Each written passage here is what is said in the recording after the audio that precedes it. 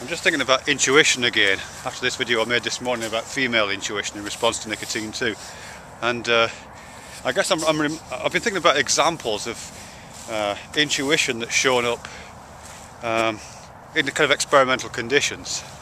And the one I'm thinking of is this really, well, I think it's just a really lovely experimental design that seems to demonstrate some kind of intuition and locate it within, you know, relatively straightforward biological and cognitive processes.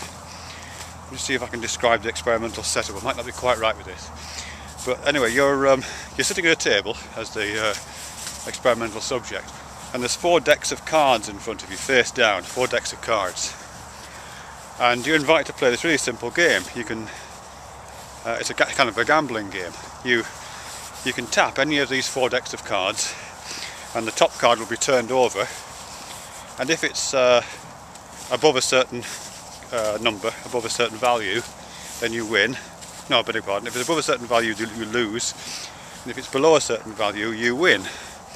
That's it, you know what I mean? So you tap it, you turn it over, it's a 6, you win. You tap it again, or you tap another deck, you turn it over to king, you lose. Just like that. And you just play the game. You just you can tap any of the 4 decks, turn the card over, you get a certain number of plays, 20 or 30 plays, let's say, and at the end of that, you're either a winner or a loser. What you don't know when you're playing this game is that the decks have been prepared, and 2 of these decks are what they referred to as dangerous, by which I mean there's lots of cards in them that are of relatively high value. So if you were to play just that one deck, you would come out as a loser. There'd be some gains and some losses, but overall you would lose. 2 of the decks are set up like that, and 2 of the decks are set up as safe decks. So again, if you were to choose all of that, one of those decks, sometimes you would win, sometimes you would lose, but overall you come out on top and you would be a winner in those. But as I say, you don't know about that when you go into the experiment. And several things happen. What happens is that, well, yeah, people get better at it, that's the first thing. After a number of trials, it's more than 20 or 30 actually, in fact it's 50 or maybe even 100 cards to get to turn over. After a certain period of time, of course, they recognise that, alright, these 2 decks are paying out, just what you would expect, or most people do, not everybody does, and there's an interesting distinction about who doesn't.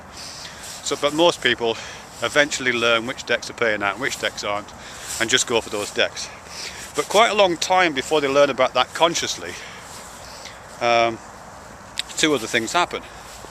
The first thing that happens is that, or I should have mentioned, they've got meters attached to their body measuring their galvanic skin response, so the levels of arousal.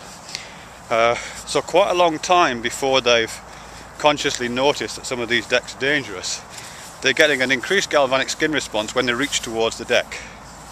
You know, they're getting the beginnings of a kind of flight or flight response almost, certainly arousal. These decks are producing that in their body before they've realised anything consciously. That's the first thing that happens.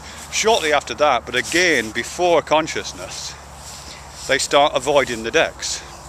In other words, they respond to their own bodily, most people respond to their own bodily signals and non-consciously avoid the dangerous decks, and again non-consciously favour going for the safe decks.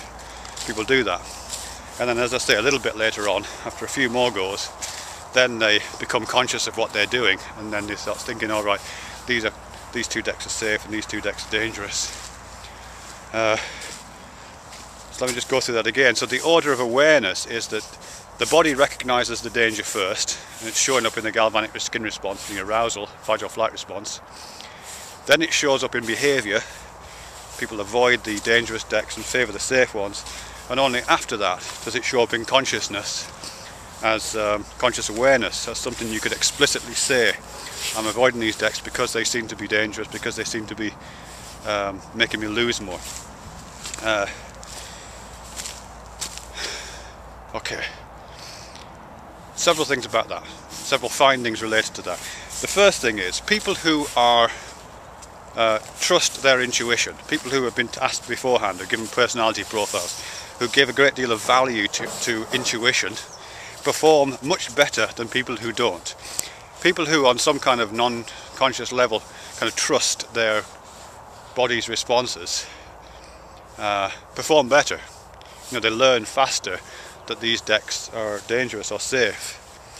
The second thing is that people who have got particular kinds of cognitive dysfunction, people who have got I think it's problems with the limbic system, something like that, but problems with the emotional responses, recognizing their own emotional responses, affective disorders of various kinds, are terrible at that game, terrible at it. They might get they probably will get the galvanic skin response demonstrating arousal, but they just don't respond to it. They don't recognize, apparently, on neither an unconscious or a conscious level, the danger signals. They just don't get it. So they just keep on making mistakes and end up losing lots of cash, or just being random about it. It never comes to consciousness. Never changes behaviour, it never comes to consciousness. That's the second thing about it. What was the third thing I was going to say about it? I can't remember. That'll have to do, actually. That'll have to do. But either way, what that's demonstrating is about, I think, about intuition and the accumulation of intuition through experience. You know, by playing this game, some parts of the brain, some parts of the mind, are processing this information and making pretty damn good statistical guesses about what the status of this situation is and what appropriate behaviour might consist of in that situation. And it's exposing that guess, exposing that evaluation of the situation in things like galvanic skin response, in preparing the body to take action in that situation. And those people who are best in tune with their body, if you can call it that, or most sensitive to what their body is telling them, are the ones who are best able to exploit that capacity and bring it to consciousness if they choose to, but certainly behave more wisely in that situation. Okay, I mean, there are some qualifications to be placed on it and some further observations. The first qualification is sometimes people are wrong. People sometimes intuit those feelings or seem to be getting those feelings or guess those feelings are happening for them when they're not. In other words, they're kind of artificially simulating the feelings of intuition without actually being intuitive, without actually doing the work that intuition requires. That's the first thing. And yeah, I guess secondly is just its effects. I mean, it has been suggested that that same kind of process is at work, both in its real form and its simulated form, in real world situations, not just in card games. You know, in things like the workings of the stock market, or in the workings of the housing market, or in the way that antiques are valued and art is valued, and all kinds of different fields where, yes, sometimes in some of those fields, experience does lead to a kind of bodily knowing of what's right or wrong, and an awareness, a wisdom of appropriate behaviour to take in any particular situation, and that makes for, you know, wise actions in those situations.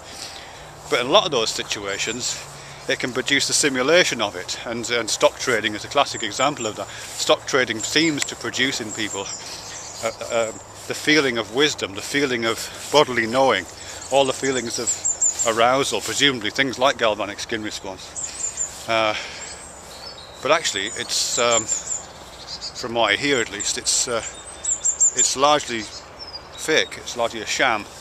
There isn't really a way of gaining experience on that.